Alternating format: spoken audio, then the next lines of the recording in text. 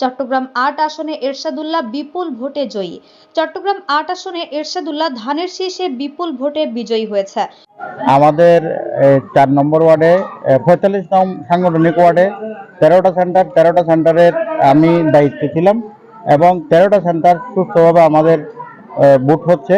কিন্তু গতকালকে ইলেকশনের আগে আমাদের ৮ আসনের জামাতের প্রার্থী অ্যাডভোকেট আবু নাসির সাহেব উনি আমাদের ওই যে খালাসিপুকুর পার্ক সেন্টারে কামালউদ্দিন উচ্চ বিদ্যালয় সেন্টারে এসে উনি টাকা বিতরণের জন্য প্রস্তুতি নিচ্ছিল। এমত অবস্থায় আমাদের লোকজন এবং এলাকার লোকজন সবাই ওনাকে ঘেরাও করে ফেলে এবং আর্মিকে আমরা খবর দিয়ে তাকে আর্মির হাতে আমরা সুপর্দ করি। পরে উনি আমি জানতে পেরেছি ইয়ার থেকে আর্মি ইয়ার অফিস থেকে উনি মুচলেখা দিয়ে আসছেন।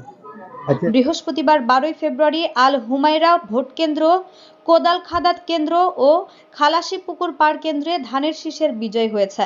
আমরা মন্ত্রী হিসেবে দেখতে চাই। এই জন্য আমরা মহিলা এবং পুরুষ একদম অন্য রকম করে যে 17 বছর যারা ভোট দিতে পারে নাই তারা খুশি হাসিয়ে ভোট দিয়েছে ইনশাআল্লাহ। এমনি এই পর্যন্ত যারা ঈদের মতো ঈদের এরকম আনন্দ হয় না যে আনন্দটা এই নির্বাচনে 17 বছর পরে যারা ভোট দিতে পারে নাই এই ভোটে ঈদের মতো আনন্দ করে ভোটটা সবাই বরণ করছে, ঈদের মতো আনন্দ করে। সবাই উৎসবমুখর পরিবেশে ভোট দিতে পেরেছে। জয়ের ব্যাপারে সবাই শতভাগ আশাবাদী ছিল। জনগণের কাছ থেকে অনেক সাড়াও পেয়েছে। এখন ধানের শীষ বিপুল ভোটে বিজয়ী।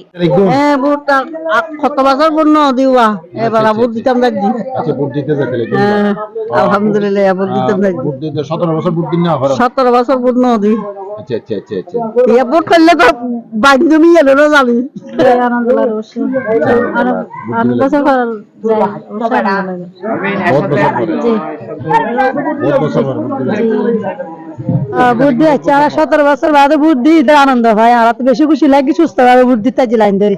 এ সময় উপস্থিত ছিলেন মোহাম্মদ জাফর, আলাউদ্দিন, মাইনুল, জামাল উদ্দিন, ইলিয়াস, আরমান, ইমাম হোসেন, আরিফ, ফারুক, রুবেল, রবি, পুতুল, নূর আলম, ফরহাদ।